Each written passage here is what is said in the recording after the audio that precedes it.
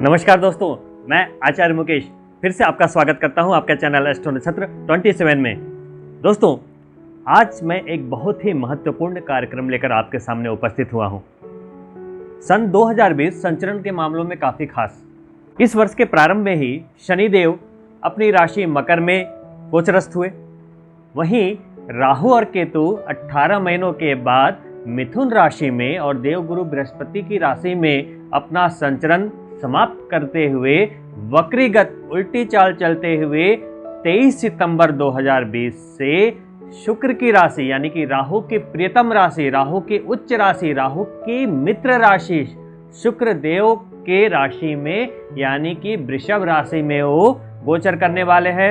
वहीं केतु देवगुरु बृहस्पति की राशि से निकलकर 8वीं राशि यानी कि वृश्चिक राशि यानी कि मंगल की राशि में गोचर करने वाले हैं, जो केतु का शत्रु है। यानी कि राहु करेंगे गोचर अपने मित्र राशि में, वहीं केतु करेंगे गोचर अपनी शत्रु राशि में। राहु और केतु के इस 18 महीने के संचरण के दौरान आपकी राशि के अनुसार आपको क्या सफलताएं और क्या विफलताएं मिल सकती है, कहां आपको सावधानी रखने की जरूरत है, वो मैं सब आपको बताने वाला हूं। लेकिन राशि की फल की विवेचना करने के पहले आपको यह समझना बहुत अनिवार्य है कि राहु के फल देने की प्रवृत्ति कैसे है, तभी आप उसे हैंडल कर पाएंगे। राहु शास्त्रों में राहु को क्या बोला गया है? राहु नाम विपरीतम, उल्टी चाल चलता है। राहु और केतु को शास्त्रों में पूर्व जन्म के बंधन को दर्शाने वाले ग्रह बोले गए हैं। जैसे शनि कर्म फलदाता है, वैसे ही राहु और केतु क्या है? पहले जन्म में आपने क्या काम किया है, कर्मों का क्या बही खाता है, आपका क्या क्रेडिट और डेबिट है, क्या इस जन्म में आपको चुकाना है, क्या अगले जन्म में चुकाना है, वो रिकॉल कराने के लिए राहु और केतु से उसकी युति से आपके कुंडली में कुछ योग और कुछ दुर्योग बनते हैं। राहु से जबरदस्त राजयोग कोई नहीं बनाता, अष्टलक्ष्मी योग कोई नहीं बनाता, परिभाषा योग कोई नहीं बनाता। राजनेताओं के लिए राहु के बिना कुछ नहीं होगा। एक बड़े से बड़ा पॉलिटिशियन राहु के कारण ही बनता है, एक बड़े से बड़ा अभिनेता राहु के कारण ही बनता है, एक बड़ा से बड़ा शोधकर्ता राहु के कारण ही बनता है, एक बड़ा से बड़ा ज्योतिषी राहु के कारण ही बनता है। राहु क्या है? Rahu can be compared with a coin with his two different opposite nature. जैसे एक सिक्का है ना, उसके दो पहलू होते हैं और बिल्कुल डिफरेंट, एकदम अपोजिट नेचर के। अगर आपकी पत्रिका में राहु और सूर्य की युति हो गई तो क्या हो गया? ग्रहण दोष, जिंदगी भर कहीं ना कहीं संघर्ष लगा रहेगा। इसको पितृदोष भी कहते हैं शास्त्रों में। अगर वही राहु चंद्रमा के साथ युति कर ले, चंद्र ग्रहण दोष, वैसा व्यक्ति पूरी जिंदगी मानसिक रूप से परेशान रहता है, तनाव में रहता है, माता का स्वास्थ्य खराब रहता है, वैवाहिक जीवन भी खराब होने की आशंका रहती है। इसके बाद राहु अगर मंगल से युति कर ले तो वो बोलते हैं अंगारक दोष, नेचर वायलेंट हो जाता है, जिद्दी हो जाता है, सनकी हो जाता है इंसान। आग जनित घटनाएं, ज्यादा दुर्घटनाएं वैसी कुंडलियों में ज्यादातर देखी गई हैं। रोड रेज की ऐसी संभावनाएं और दुर्घटनाएं देखी गई हैं। अगर ये दोष कहीं लगन में अगर आ गया तो बहुत बुरी तरीके से वैवाहिक जीवन और स्वास्थ्य दोनों ही प्रभावित हो जाते हैं। अगर वैसे ही राहु बुध के साथ आ गया तो बुध क्या है? आपका इंटेलिजेंस है। जहां राहु ज्ञान का कारक है, बुध के साथ युति करेगा, वो आपके इंटेलिजेंस को उसने क्या कर लिया? उसका इलेक्ट्रोमैग्नेटिक फील्ड ने उसको कवर कर लिया, तो यहाँ जड़त्व दोष आ गया। आप करेंगे बहुत कुछ, मुंगेरी लाल के हसीन सपने बहुत देखेंगे, लेकिन उसको एग्जीक्यूशन नहीं कर पाएंगे आप, एग्जीक्यूट नहीं कर पाएंगे आप। इसको कहते हैं जड़त्व दोष, है ना। बुद्धि काम नहीं करेगी। बड़ा सा स्पीच तैयार किया और जब स्टेज पे बोलने गए तो आवाज ही नहीं आ रही है, एग्जीक्यूशन नहीं हो रहा। वैसे ही अगर वो देवगुरु बृहस्पति के साथ युति करते हैं तो गुरु चांडाल दोष कहते। देवगुरु बृहस्पति की क्वालिटी को राहु ने ले लिया। अब वो क्या करेगा? अगर आपकी कुंडली में राहु अच्छा है तो धार्मिक प्रवृत्ति की ओर वो रुझान देगा, और अगर राहु खराब है तो बिल्कुल बोलेगा पूजा पाठ करो ही ना, मन ही नहीं लगने देगा, आपका मन भटका देगा वो आपका। जो जातक विदेश जाने की इच्छा रखते हैं या विदेश के लिए ललायित रहते हैं, घूमने फिरने के लिए, उसके लिए तो राहु क्या है? वो की प्लैनेट है। बिल्कुल राहु के बिना तो संभव ही नहीं है। विजातीय विवाह, विदेशी विवाह या विदेश की यात्रा बिना राहु के संभव नहीं है। राहु जब अपने मित्र शुक्र के साथ युति करता है तो शुक्र के गुण ले लेता है। शुक्र क्या है? शुक्राणु, वीर्य, सेक्स। वो क्या करता है? सेक्सुअल ड्राइव को अचानक इतना हाइक कर देता है कि जातक वासना में लिप्त होकर अनैतिक कार्य कर बैठता है, अपराध तक कर बैठता है, बलात्कार तक कर बैठता है ना। बहुत खतरनाक योग है। कम से कम अनैतिक तो हो ही जाता है ना। वाइफ से छिप छिप के उसके संबंध हो जाएंगे, इधर से उधर हो जाएंगे, एक नहीं 5-10 गर्लफ्रेंड हो जाएंगी उनकी। तो ऐसे में बच के रहना चाहिए। और इन योग एक तरीके से दोष कहा गया है इसको, कोई योग नहीं है, इसमें खुश होने की बात नहीं है, ये दोष है। क्योंकि आप उन चीजों में इतने लिप्त होते चले जाएंगे कि वो आपको कहीं ना कहीं वो गर्त में लेकर चली जाएंगी चीजें। कोई भी अति सर्वत्र वर्जते, है ना। अति कहीं भी अच्छी नहीं मानी गई है। वैसे ही अगर राहु अपने मित्र शनि के साथ अगर युति करते हैं तो वो बोलते हैं श्रापित दोष, है ना। प्रेत श्राप दोष कहा गया है ना। कहते हैं जिस भाव में ये दोष बनता है वो बहुत बुरा हो जाता है, फिर हेल्थ के लिए बुरा हो जाता है, वो बिल्कुल उलझन की स्थिति जिंदगी भर रहती है फिर उस जातक को। और लेकिन उस दोष को एक योग की भी संज्ञा दी गई है, नंदी योग बोला गया। यानी कि जहां पर उस दोष की दृष्टि जाएगी वहां के लिए अच्छा होता है वो, क्योंकि राहु शनि मित्र हैं। और राहु क्या है? शनि से ज्यादा वो राजनीतिज्ञ है। शनि तो स्ट्रेट फॉरवर्ड है, राहु जो है ना एकदम छलिया है, एकदम मतलब जो कहते हैं ना माया। वैसे ही राहु और केतु के बीच में सारे ग्रह आ गए तो काल सब दोष का निर्माण हो जाता है। तो राहु क्या दे रहा है? दोष ही दोष, दोष ही दोष। यानी कि ये पूर्व जन्म के बंधन को डिनोट करता है कि आदमी इतना परेशान हो जाता है, इतना परेशान हो जाता है कि वो सोचने पे मजबूर हो जाता है कि यार कुछ तो मैंने किया है पूर्व जन्म में, या पिछले जन्मों का कुछ कष्ट भुगत रहे हैं। मैं आपको खराब राहु की निशानियां बताता हूं। अत्यधिक तनाव होता है, डिप्रेशन, विवाह के बाद संतान का देर से होना, संतान प्राप्ति में विलंब, गलत डिसीजन का बार बार होना, आपके सारे दाव उल्टे पड़ना। बड़ी चालाकी से स्ट्रेटजी बनाया आपने, बड़ी चालाकी से, ये कर लेंगे, वो कर लेंगे, ऐसे कर लेंगे, पैसा डाल दिया, इन्वेस्टमेंट कर दिया अचानक से, तो समझ जाइए आपका राहु अच्छा नहीं है। मैं आपको बस ये समझाने की कोशिश कर रहा हूं कि शास्त्रों में लिखा है राहु नाम विपरीतम, मतलब उल्टा चलने वाला, पूर्व जन्म के बंधनों को बताने वाला। जैसे आप घर से निकलते हो ऑफिस जाने को, गाड़ी में पहुंच के गाड़ी स्टार्ट किया, अचानक याद आया मेरा मोबाइल घर पे रह गया। आप फिर से पार्किंग से वापस आते हो और मोबाइल लेके जाते हो। वैसे ही आप इस जन्म में आ चुके हो, राहु वही खोया हुआ मोबाइल की याद दिलाता है कि आपने पिछले जन्म में कुछ किया है, उसकी भरपाई करो, भरपाई करो, तभी सुख मिलेगा, है ना। शनि जहां आपके कर्मों का दंड देते हैं या कर्मों का फल देते हैं, वही राहु आपके पूर्व जन्म के बंधन को याद दिलाने वाला रिमाइंडर है। अब मैं आगे आपके इस गोचर के बारे में व्याख्या करूंगा कि आने वाले 18 महीनों में जो ये वृष राशि में और केतु मंगल की राशि वृश्चिक राशि में आए हैं, दोनों बली स्थिति में हैं, तो आपको इसके क्या परिणाम प्राप्त होंगे। लेकिन परिणाम जानने के पहले आप ये जान लें कि ये परिणाम देता कैसे है, ताकि आप सतर्क रह पाएं। राहु और केतु का जो ये गोचर है, मैं जैसे हजारों वीडियो YouTube पे है, मैं उनकी तरह ये नहीं बोलूंगा कि इसकी दृष्टि वहां जा रही है, उसकी दृष्टि वहां जा रही है, ये हो जाएगा, वो हो जाएगा। मैं वो काम नहीं करता। मैं कोशिश करता हूं कि आपको उसकी प्रकृति और आपको उसका नेचर समझ में आ जाए, ताकि आप उसे कमांड कर पाएं। जैसे आप किसी घोड़े की घुड़सवारी कर रहे हैं और आप उसमें नकेल डालना सीख जाएं और उस घोड़े को ड्राइव करना सीख जाएं, तो कोई डरने की जरूरत ही नहीं है कि राहु क्या है, केतु क्या है, शनि क्या है, बृहस्पति क्या है ना। देखिए, राहु के जो रिजल्ट देने की जो प्रकृति है ना, वो बिल्कुल यूनिक है। जैसे मान लो आप हाईवे पे जा रहे हो, अचानक आपके पीछे से एक BMW या ऑडी आपको उसने क्या किया, ओवरटेक किया।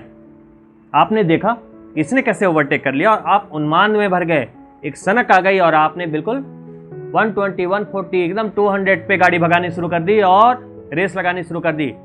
बड़ा मजा आने लगा, बड़ा आनंद आने लगा। आपके फ्रेंड्स भी चिल्ला रहे यस यस, और तेज और तेज, और अचानक बम।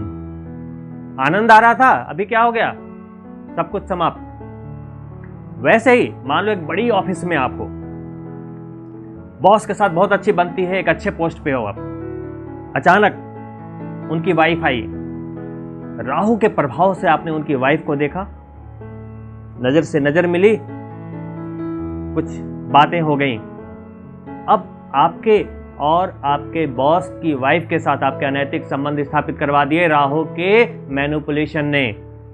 रोमांस चरम पे चला गया, उनकी कृपा से आपको प्रमोशंस मिलने लगे, अचीवमेंट्स मिलने लगे, घर गाड़ी मिलना सब कुछ शुरू हो गया, आप बड़े मजे में आ गए, आनंद ही आनंद आने लगा लाइफ में।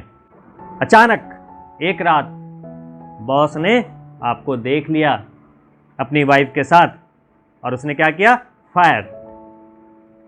समझ गए, ये है राहु, पहले आनंद में डालता है और फिर सब कुछ छीन लेता है, न घर के रहे न घाट के रहे। वैसे ही आपके पास राहु ने क्या किया, पैसे आ गए आपके पास, अब आपने सोचा अरे हाई सोसाइटी को मुझे मेंटेन करना है, चलो पब चलते हैं, बार चलते हैं, शराब पीते हैं, ड्रग लेते हैं, हाई सोसाइटी को जो मीट करना है। आदत पड़ती गई उस चक्कर में, बाद में बीवी बच्चे सब घर में हैं लेकिन सब तबाह हो गए, किसी को आप टाइम नहीं दे रहे हो, आप लगे पड़े हो। जब आप बहुत दूर निकल जाते हो और लौट कर देखते हो तो हाथ खाली रह जाते हैं। यह है राहु। तो राहु के नेचर को समझिए, ट्रांजिट को समझने से कुछ नहीं होगा। आइए अब बात करते हैं कर्क राशि के जातकों के लिए राहु और केतु का ये संचरण अगले 18 महीनों में आपको क्या देने वाला है। दोस्तों, कर्क राशि के लिए ये संचरण बड़ा मजेदार है। मैं 12 राशियों के लिए जब इनके गोचर को देख रहा था तो वाकई मुझे सबसे ज्यादा आनंद आपकी राशि के लिए फलित करने में आया। कारण क्या है? शास्त्र कहते हैं कि राहु जन्म चंद्रमा से तीसरे, छठे, 10वें या 11वें में जब गोचर करता है तो शानदार फल देता है, शुभ फल देता है। राहु कर्क राशि से 11वें भाव में यानी कि दूसरी राशि में गोचर कर रहा है, वृषभ राशि में गोचर कर रहा है, यानी कि जन्म चंद्रमा से 11वां भाव, house of income, house of benefits. तो आने वाले 18 महीने आपको राहु क्या देगा? जबरदस्त सफलता, जबरदस्त इनकम, जबरदस्त लाभ, जबरदस्त प्रमोशन।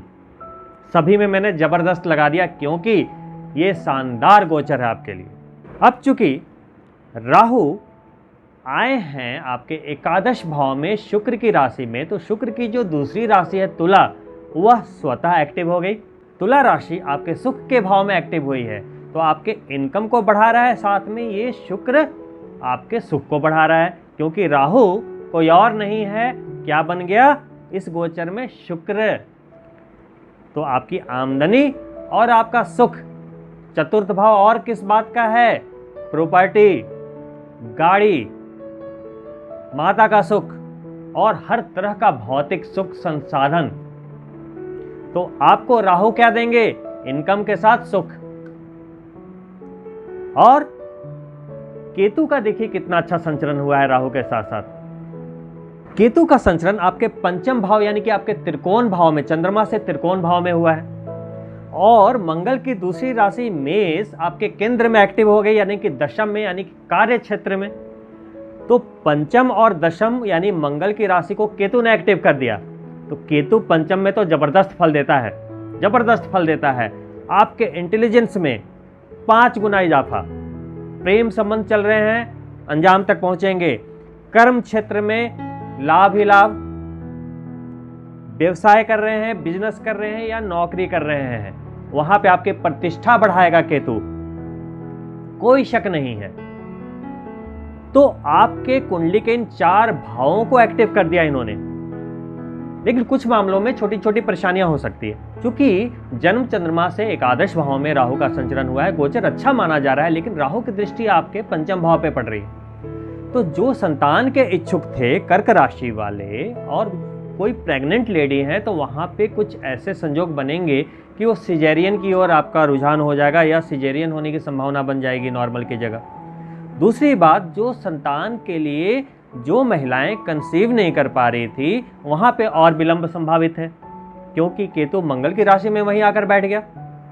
कुछ ऐसे कर्क राशि के जातक जो पॉलिटिक्स के लिए ट्राई कर रहे थे, ये टाइम आपका आ गया। जो लोग, क्योंकि शनि यहाँ पे नवम पंचम योग बना रहा है राहु के साथ, राहु से नवम शनि गोचर कर रहे हैं और शनि से पंचम गोचर कर रहे हैं राहु, बहुत अच्छा कॉम्बिनेशन। तो अगर आप राजनीति में, जो भी कर्क राशि के जातक राजनीति में ट्राई कर रहे थे, उसके लिए बहुत अच्छा समय।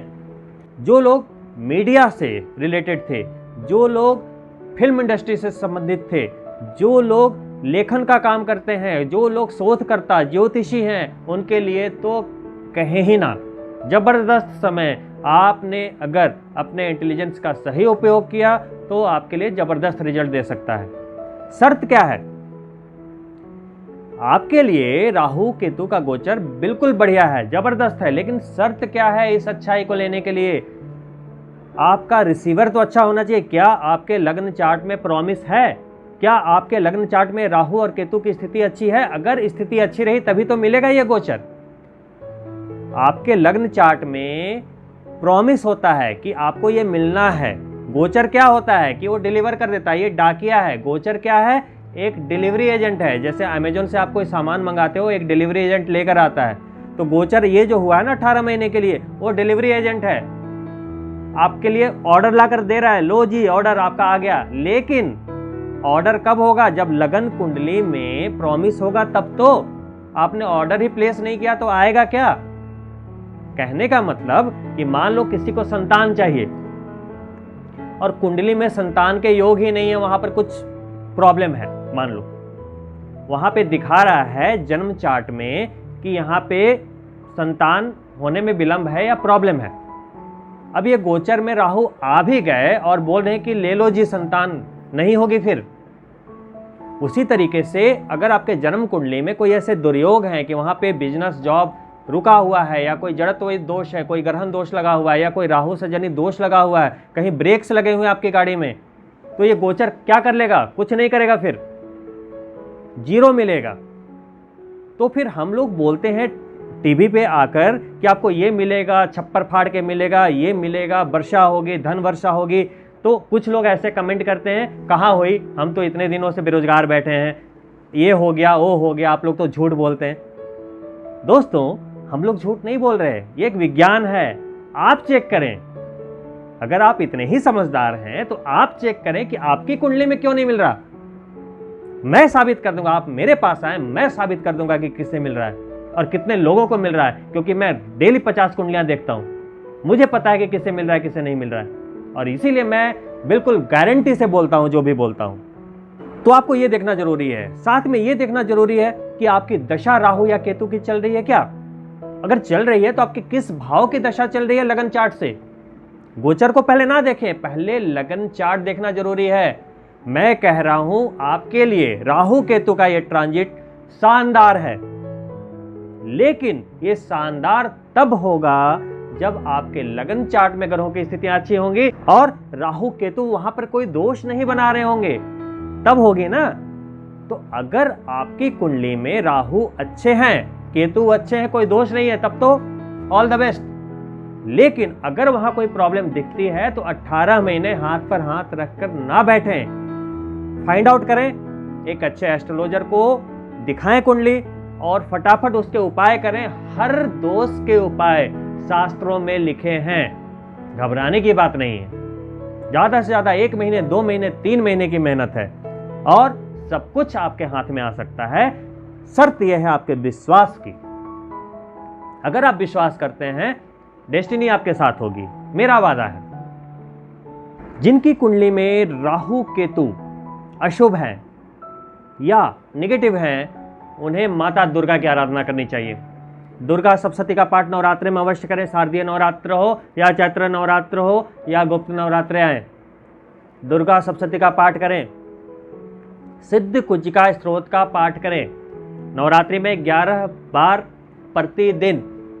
अगर आप सप्तशती नहीं करते हैं तो 11 टाइम्स सिद्ध कुंजिका स्त्रोतम पर डे पढ़िए, शाम के समय कपूर जलाकर। कपूर जला लें, और राहु के लिए एक विशेष बीच में एक बीज मंत्र दिया है, ओम ऐंग ह्रीम क्लिंग चामुंडाय विचे, ओम ग्लौंग होंग क्लिंग जुंगश ज्वाले ज्वाले ज्वल ज्वल प्रज्वल प्रज्वल, ऐंग ह्रीम क्लिंग चामुंडाय विचे ज्वल हंग शंग लंग छंग फट स्वाहा। इस मंत्र को जब आप पढ़ेंगे पूरी बॉडी में वाइब्रेशन होना चाहिए, और देखिए कैसे लाभ मिलता है। राहु काल में सिर्फ इस बीज मंत्र को आप 11 बार पढ़िए, और राहु गलत परिणाम दे दे तो मेरा नाम आप बदल दीजिए, इतनी गारंटी से बोल रहा हूं मैं। भैरवनाथ की आराधना कीजिए, पिंजरे के बंद पंछी को शनिवार को आजाद कीजिए, चेहरा पूर्व दिशा की ओर होना चाहिए जब आप खाना खा रहे हो। अगर आपकी दशा राहु की चल रही है और राहु अच्छे हैं आपकी कुंडली में, तो 9 रत्ती का गोमेद मध्यमा में धारण करें पंचधातु शनिवार के दिन। केतु के कोई रत्न कोशिश करें कि ना पहने, लहसुनिया वगैरह ना पहने, कारण बहुत है इसके अंदर गंभीर। मैं रेकमेंड करूंगा कि केतु के स्टोन ना पहने। केतु आपको मोक्ष देता है, प्रसिद्धि देता है, लेकिन केतु से खतरनाक ग्रह कोई नहीं है, तो उससे बच के रहें। अभी आपके लिए स्थितियां अच्छी हैं तो अपनी कुंडली को चेक कराएं, आगे बढ़ें। अगर आपके पास अवेलेबिलिटी है तो एक हाथी के दांत का लॉकेट पहन सकते हैं, शिव पुराण का पाठ करें। केतु की प्रसन्नता के लिए गणेश चतुर्थी का व्रत कर सकते हैं, गणेश जी की पूजा कर सकते हैं, विष्णु भगवान की पूजा कर सकते हैं। वैसे ही राहु के जो मंत्र हैं, ओम रांग रावे नमः या ओम भ्राम भ्रीम भ्रौम सा रावे नमः, राहु काल में जाप करें, और केतु के मंत्र बुधवार को जाप करें, लाभ होगा। तो आप अगर थोड़ी सी मेहनत करते हैं तो आप इस गोचर का संपूर्ण लाभ ले सकते हैं, क्योंकि बिना मेहनत के ग्रह ठीक नहीं होते, ये मेरा मानना है। मेहनत करना पड़ेगा आपको। तो इन्हीं शब्दों के साथ मेरी शुभकामनाएं आपके साथ रहेंगी इन 18 महीनों के लिए। और अगर आपने हमारा चैनल अभी तक सब्सक्राइब नहीं किया है तो प्लीज़ ज़रूर करें, और मेरे द्वारा दी गई जानकारी अगर पसंद आई हो तो लाइक करें और अपने मित्रों के लिए शेयर करें अगर पसंद आई हो तो। अगली वीडियो में मैं जल्द मिलता हूं आपसे, तब तक के लिए नमस्कार।